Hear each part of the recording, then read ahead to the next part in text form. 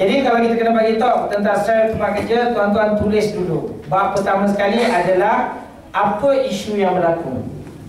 Okey, apa isu yang berlaku. Kemudian apa isu yang berlaku itu adalah why. Okey. Kemudian what's, apa kesannya. Okey. How adalah bagaimana kita membantu pada seminar kali ini menyelesaikannya. Kemudian what else adalah bila dia keluar saja daripada dewan ni, apa jadi pada dia. Macam tu. Boleh? Okey. Baik, apa gunanya kita mengarang benda ni? Okey, kenapa kita kena mengarang benda ni? Jawapannya adalah satu. Adakah kita dilahirkan sehebat Ustaz Don Daniel? Tidak, kan? Adakah kita lahir-lahir je jadi sehebat siapa je kalau penceramah wanita puja ramai sekarang? Ustazah Nur Hafizah Musa. Kalau Aikim dapat tak sini? Okey, lampau betul.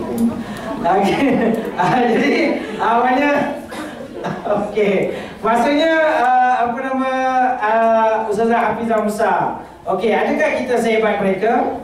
Okey, memang ada yang lebih hebat daripada dia kat sini.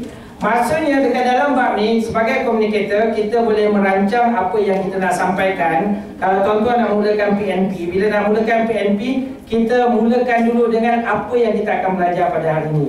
Okey?